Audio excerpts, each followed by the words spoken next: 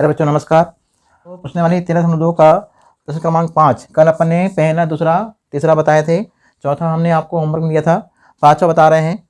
प्रश्न क्रमांक 5, किसी बेलनाकार स्तंभ के व्यास, तो स्तंभ का व्यास दिया है 50 सेंटीमीटर, यानी सेंटीमीटर में दी है इकाई और उसकी ऊंचाई दी है मीटर में, तो आप सेंटीमीटर को बदलेंगे मीटर में, है ना। दिया है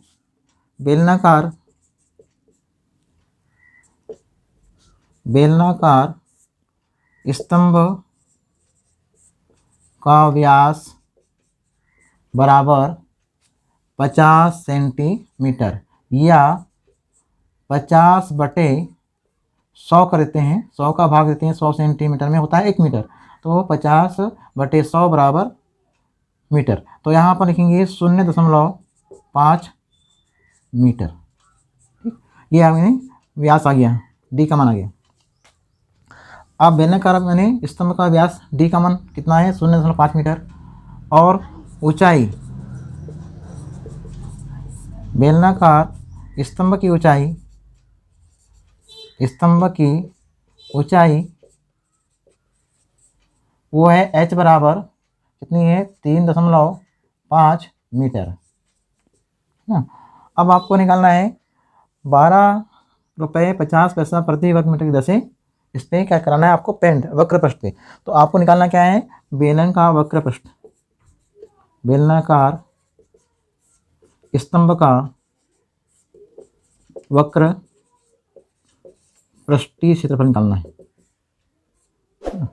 अब इन्हें वक्र पृष्ठ निकालना है आपको। सूत्र क्या है, सूत्र आपको लिखना है स्तंभ का वक्र पृष्ठीय क्षेत्रफल, वक्र पृष्ठीय क्षेत्रफल बराबर, सूत्र होता है पाई डी एच, यानी डी यानी यहाँ पे व्यास है जिसका मान होता है 2r, है ना। तो 2 पाई आर एच अपन ने याद करके अपन लिखते हैं, तो 2 पाई आर एच, ठीक है ना। तो ये यानी इसका वक्र पृष्ठीय क्षेत्रफल इससे ज्ञात होगा। तो यहाँ पे कितना हो जाएगा, पाई का मान कितना है 22/7, डी का मान कितना है 0.5 और एच का मान कितना है 3.5। यदि हम दशमलव हटाते हैं तो दशमलव हटाने पर कितना आएगा 5/10 और 35/10, ये अपन ने दशमलव हटा दिया। अब इसको ने 7 के पहाड़े से हम 35 काटेंगे, तो 7 कम 7, 7 अपना 35, ठीक है ना।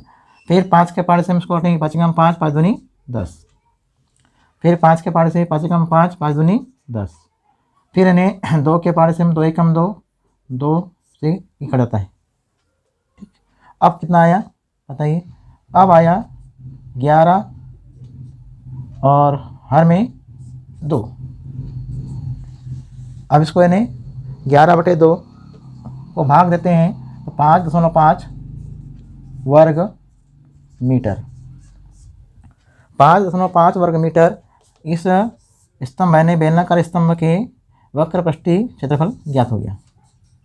ठीक, अब क्या करेंगे अपन लोग, अब इन्हें 12 रुपये 50 पैसे प्रति वर्ग मीटर की दर से इस स्तंभ का पेंट कराने का व्यय निकालना है ना। अब यहाँ लिखेंगे चूँकि 1 वर्ग मीटर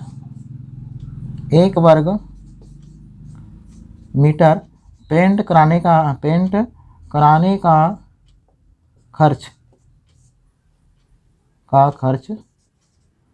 यानी कितना है 12 रुपये 50 पैसे, इसलिए कितना आएगा, इसलिए अपने को निकालना है क्या है 5.5, इसलिए 5.5 वर्ग मीटर पर पेंट कराने पर व्यय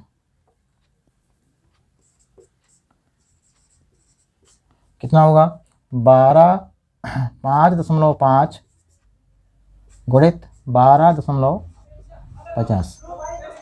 इसमें आपको गुणा करना है, तो गुणा ने आपको रफ में कर लेना है 12.5 गुणित 5.5, 55 25 की 5, हाँ हासिल का है 2, 5 दूनी 10 2 12, 12 की 2, हासिल का 1, 5 5 6। तो ये यानी 5 7, यहाँ 8, यहाँ 6, दशमलव लगेगा 2 अंक के बाद, यहाँ दशमलव यहाँ लगेगा तो 68.75, ठीक है, गुणा आपने कर दिया। तो ये इतना रुपए खर्च आएगा, ये आप आंसर आ गया। पेंट कराने पर व्यय, पेंट कराने पर व्यय खर्च, ठीक है, ये आपका नहीं आंसर है। तो ये प्रश्न को आपको ऐसा बनाना था, ठीक। अब इसके बाद इन्हें अगला प्रश्न देखते हैं। चलिए 6वां नंबर सवाल क्या दिया, देखिए। एक लंबवृत्तीय बेलन का वक्र पृष्ठीय क्षेत्रफल 4.4 वर्ग मीटर है। यदि बेलन के आधार की त्रिज्या 0.7 मीटर है तो उसकी ऊंचाई ज्ञात करो, यानी उस लंबवृत्तीय बेलन की निकालना है आपको ऊंचाई, ठीक है ना। तो यहाँ देखेंगे दिया है, ये जो आपका यानी बेलन है, इस बेलन की आपको निकालना है ऊंचाई ये, और इसके जो त्रिज्या है उसका मान दिया है 0.7 मीटर, ठीक है ना। अब इसका जो बेलन है, इस बेलन का वक्र पृष्ठीय दिया है क्षेत्रफल, वो है 4.4। तो लिखेंगे दिया है बेलन का वक्र पृष्ठीय क्षेत्रफल 4.4 वर्ग मीटर, ठीक। बेलन की त्रिज्या, यानी प्रश्न में क्या क्या दिया है वो आपको पूरा यहाँ लिखना है, दिया है। तो बेलन की त्रिज्या r बराबर 0.7 मीटर, और आपको निकालना क्या है, आपको निकालना है बेलन की ऊंचाई, बेलन की ऊंचाई h बराबर यानी क्वेश्चन मार्क, यानी ये आपको निकालना है, ठीक है ना। तो आप देखिए प्रश्न में आपने पढ़ा, प्रश्न पढ़ने के बाद आपने क्या देखा, आपने देखा कि उसका वक्र पृष्ठीय दिया है क्षेत्रफल, त्रिज्या दी हुई है और ऊंचाई निकालना है। तो सूत्र है आपके पास में, सूत्र लगाओ सिंपल।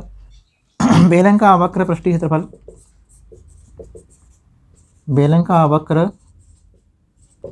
पृष्ठीय क्षेत्रफल बराबर क्या होता है सूत्र, 2 पाई आर एच, अपन यहाँ आर लिख दे, देखो 2 पाई आर एच, पाई डी एच भी होता है, यदि डी अपने जो 2 आर है यानी त्रिज्या का दुगुना को व्यास कहते हैं, तो पाई डी एच भी होता है, ठीक है ना। अपन ने कुछ सवालों में अपन ने पाई डी एच लिखा, तो पाई डी एच लिखा तो अपन ने वो सूत्र वक्र पृष्ठ का ही है, ठीक है ना। तो यहाँ पर डी का मान क्या है, व्यास है, डी को अपन ने बदल त्रिज्या बदले तो 2 आर आता है, तो 2 आर अपन यहाँ से 2 हटा दिए थे आर, तो यहाँ लिखेंगे पाई डी एच, तो 2 पाई आर एच उसका वक्र पृष्ठीय क्षेत्रफल। अब यहाँ पर ने इस सूत्र का क्यों लिखे अपन ने आर, क्योंकि अब त्रिज्या दिया हुआ है ना, या व्यास नहीं दिया है, व्यास रहता तो डी लिखते, ठीक। चलिए अपने यहाँ लिखते हैं 4.4 बराबर, यहाँ पे लिखेंगे 2 गुणित पाई का मान 22/7, आर का मान 0.7 और एच का मान आपको निकालना है, ठीक, एच। बहुत सिंपल सवाल है। अब यहाँ पर इन्हें 10 हटाओ, ये कितना हो जाएगा 44/10 बराबर, यहाँ पे इन्हें 2 गुणा कितना आएगा 22/7 और गुणित यहाँ भी इन्हें 10 हटा दो, दशमलव का 1 और 1 0 और गुणित एच, ऐसा बनाना है आपको, है ना, सबको इन्हें तोड़ते ही बनाना है। 10 हट गया, अब इन्हें 7 से 7 इन्हें आपस में हट जाएंगे। अब इन्हें अंश में कितना बचा 22 दूनी 44, 44/10 गुणित एच, यहाँ पर भी 44/10, यानी बाएं तरफ भी उतनी है।